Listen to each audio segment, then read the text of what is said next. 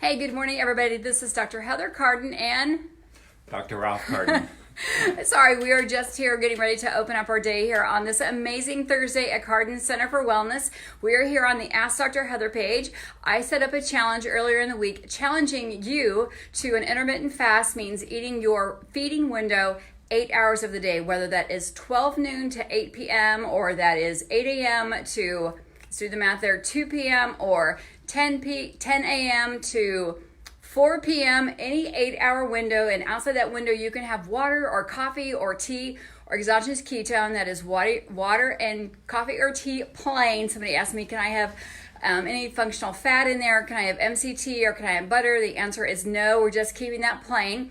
Also sharing some amazing facts that have been studying a lot of you in this community here. So I love hearing your feedback, love hearing your questions. This is also an amazing time to check in. So we're going to hear a factoid from Dr. Ralph. He always comes into our kitchen and shares these things he learns from different podcasts, different authors, but it always kind of shocks me as well. Even though I've been in this industry and following a lot of health and wellness leaders for a very long time, I always love learning what the stats are telling us about our current status of our health disease in this world. It is frightening, honestly, to hear what's been happening. So I'm going to ask Dr. Ralph. He's going to do a little bit of friendly takeover here with my Facebook page. And this is absolutely meant to be shared. So let people know what's happening. These stats are actually telling the truth of what's happening in our younger generation and in our older population. Some of this isn't new news, but it needs to be heard again. So Dr. Ralph, what is out there happening? What are the stats telling us about what's happening with our older generation and our current generation? Okay, I'm not for sure if I'm going to tie it into your question specifically, but here's the factoid that you asked me to share. So this kind of ties into your intermittent fasting challenge that's been going on this week. Since about 1906, which was when the first study was published on calorie restriction in terms of diet and weight loss, that was the first study was published at that point. So since 1906, we've been studying calorie restriction as a weight loss modality. Sorry, that took me a while to get that out. What we found over that 115-year period, 110-year period, is that it's basically a 0.1% success rate. So what that means is we as physicians, healthcare providers, all healthcare providers, the norm is to tell you to reduce your calorie intake and to increase your output by increasing activities of daily living such as exercise, and that's going to get you to lose weight.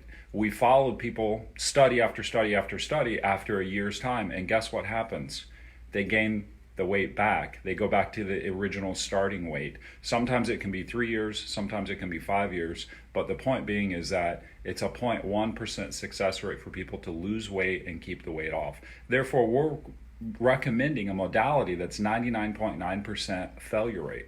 We can do better than that. That's where intermittent fasting can do things for you to change your diet. So if I'm hearing you right, you're saying what we've been recommending since the early 1900s, right? Yes, yep. Eat less, move more. If you've ever heard that before, raise your hand. Yes, I've been told eat less, move more. Whether it's your physician, whether it was somebody on the news channel, somebody on Dr. Google, eat less, move more. Has that worked for you ever or been sustainable for you? Friendly takeover. Quite honestly, if you want the truth, we've been practicing about 21, 22 Plus years. 24. Plus, we were in student clinic prior to that. Quite honestly, I've made that recommendation to patients as well.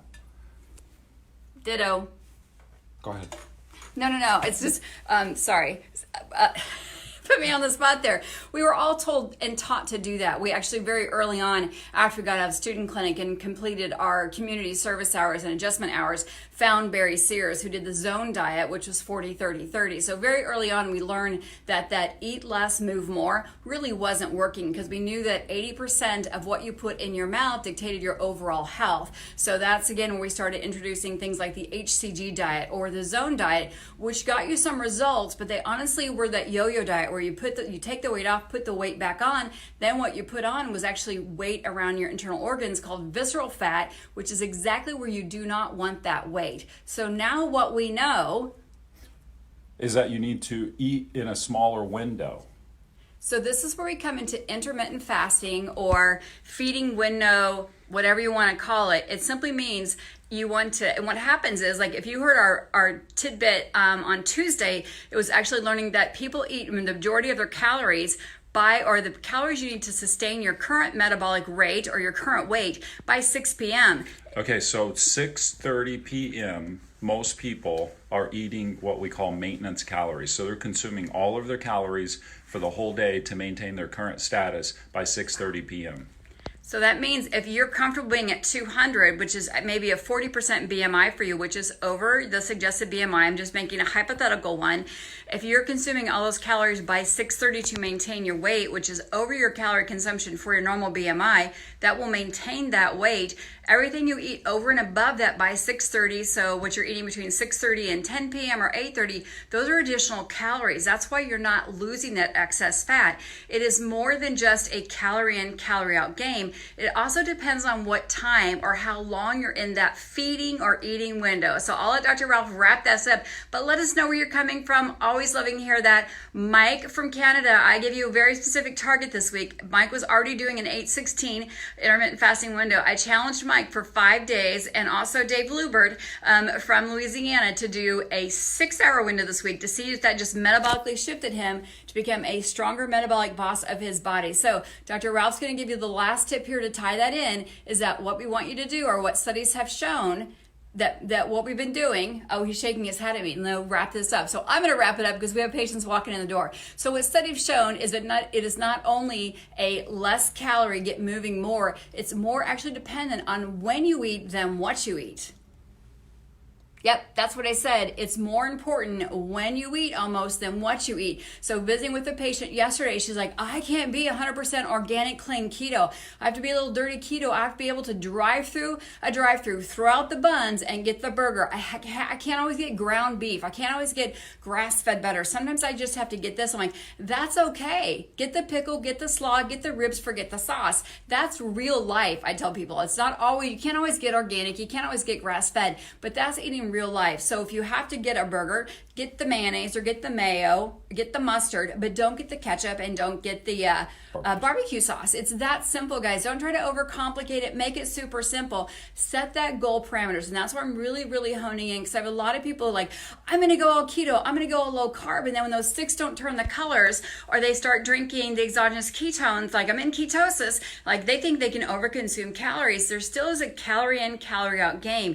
You can't eat red meat 5 times a week. You've got to put some fish in there. You've got to put some poultry, because those are lower in calories, and they offer different amino acids, different healthy fats. You've got to make sure you're rotating those foods, rotating those veggies, and eating optimally in that 8-hour window. And that's what a lot of leading researchers and thought leaders can agree on.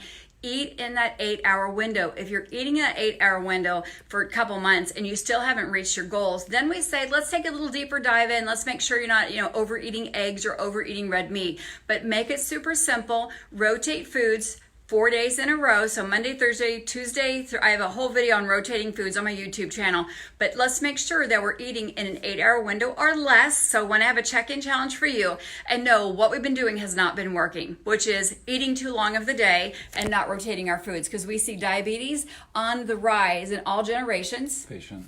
Oh, I've got a patient going. So we're going to actually jump off here, and we're going to say good morning to everybody where you're coming from. This is absolutely meant to be shared. Today is about, it's more than calorie restriction. It's more than getting the movement in. You do not need to exercise more than an hour a day. Get the HIIT workout in, get some strength workout in, and eat in an 8-hour window. We'll be seeing you guys soon. Have a great day.